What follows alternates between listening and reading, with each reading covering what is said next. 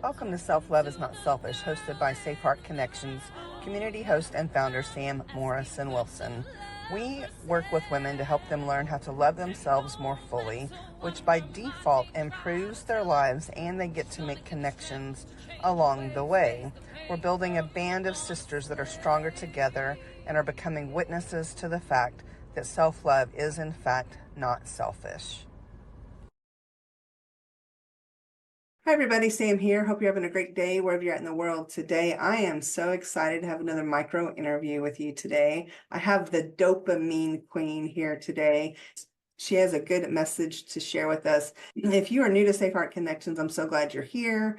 Safe Heart Connections is an online community group for women that are working on learning to love ourselves more fully. We get to make connections along the way and our life improves. If you have been around for a while, I'm so glad you came back.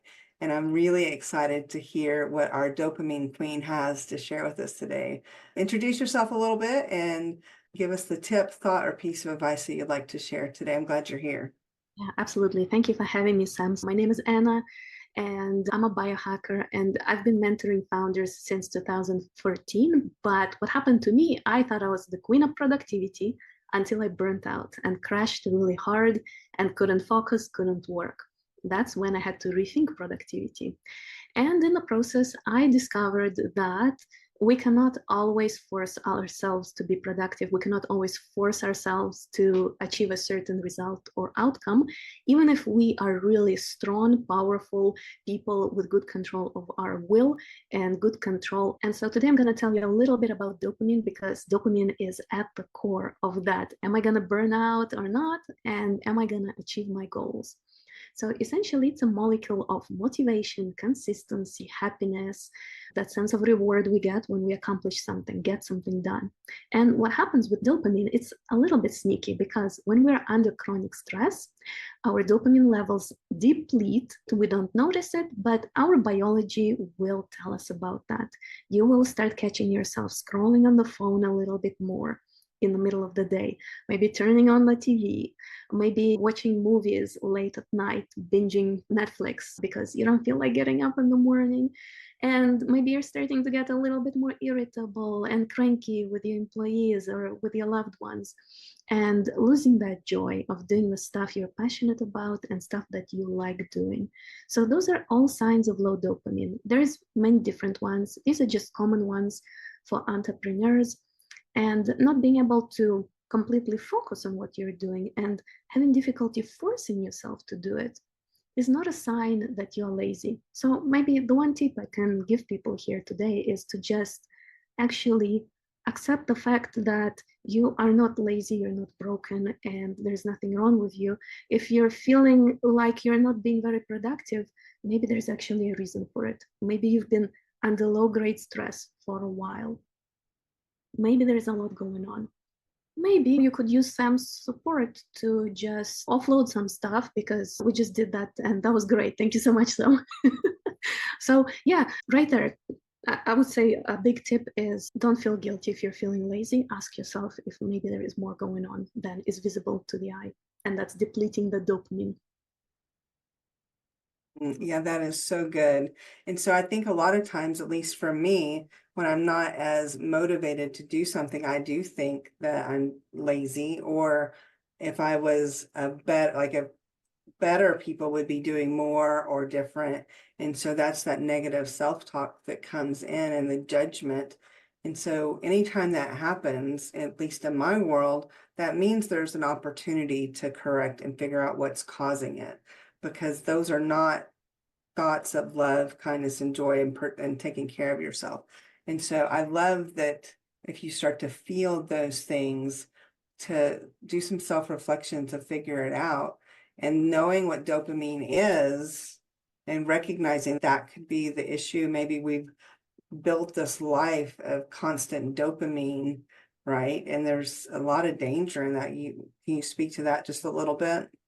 Yeah, 100%. I think people probably don't realize the scope of this problem. But growing up, I come from Eastern Europe. We didn't have as much advertising on the streets or anything like that. And when I moved to North America, I realized there is a lot of stuff competing for your attention all the time. Advertising is literally something that will move you, divert your attention towards it. So there's a lot of stuff competing for our attention here in the modern world today. And then it's gotten worse with technology. Growing up, we had three channels. They were black and white channels on TV. That's all we had, and they were boring. So maybe we watched a movie once in a while, some cartoons on the weekend. Nowadays, we have everything always available on tap all the time. Movies are faster, things are more stimulating. We are watching more, that's stimulating our dopamine release more. We want more, that creates addiction. That's why we always want to be on our phone. We always want to watch TV. I dare you right now, if you're watching this, to try to not watch TV for a week. And you probably won't be able to. We are all hooked.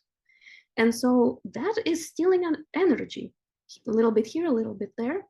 And today that's happening at a rate that's unprecedented in society.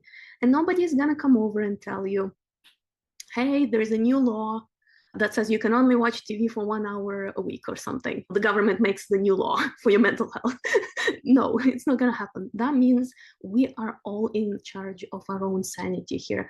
Because listen, Sam, I believe this is only going to get worse with the AI. There will be more stuff out there because more people will get access to more tools to compete in the online space, creating content, blah, blah, blah, all of that. We are in for even more stuff.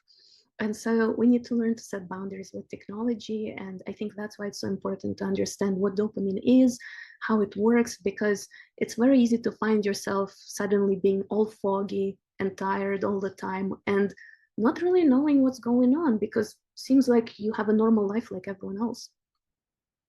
Yeah, that's so good. So one of the things that I do and talk about in my community is I actually take Wednesdays off from my admin company, and I still am in Safe Heart Connections on Wednesdays. And one of the women this week, I sent her a message, and she's, "Hey, it's Wednesday. You're supposed to be off." I'm like, "This is friend time. This is not work time." And but so I recognize that I need that white space, disconnecting from work. But what also one of the things I've done is in the self-love makeover and also the self-love mini series, I talk about disconnecting from social media or your devices for a period of time just to do a reset. And I teach this stuff and I have a hard time with it because I'm running two businesses. I have to be on for this or I have to be on for that. No, I don't. Nope. It will be there when I get back. And so personally, me taking a vacation and not watching TV. My husband and I went on our 1 year anniversary in May. It was our honeymoon. And he watches a ton of TV, especially in the evening. And the whole week that we were there, we watched 2 movies and that was it. We didn't have the TV on as background noise. And I was like, oh, I love this. I love this. And so, right. And so we can do it sometimes, but if we made it part of our life to do these resets on a regular basis, I think we'd recognize that we actually get more from not consuming so much than we do from all the consumption.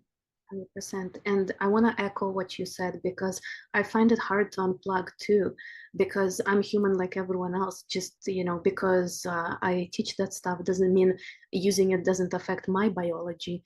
So when I run dopamine detoxes for my clients, I join them because it's an opportunity for me to reset as well. We're all susceptible to it. It's not like you do it once and then some magic thing happens. I think it needs to be a part of our ongoing routine and lifestyle with the type of assault we have on our attention nowadays from technology. Yeah, for sure. Well, I'm so glad that you're here. Wherever the ladies are watching or listening, if they're listening on the podcast, I'll make sure that your links to where they can click through to you will be there. If they're in the community, they can send you a quick message because I know you're in the community now. If they have questions, they can reach out to you. And if you're somebody that is dealing with what you might consider some of the things we talked about, reach out to Anna because she's the pro. She is the pro with this stuff, y'all. And I've been following her on a couple of other communities and see the resources and things that she's sharing. So if you or someone you know is needing some help or just some support, you have some questions, you're not sure if this would be something she could help you with, reach out because I know she'd love to help. Do you have any final thoughts before we wrap? Any final thoughts? Just we gotta be more kind to ourselves. I think as entrepreneurs, we're sometimes very, oh, just get stuff done, pushing ourselves around so much. But I got inspired by our conversation today, Sam. So I'm gonna take off after this and go do something nice. Yes, I'm so excited about that. I love that, and I'm so glad that we got connected, and I can't wait to share this information with our community. Have a great day. Thank you. Bye.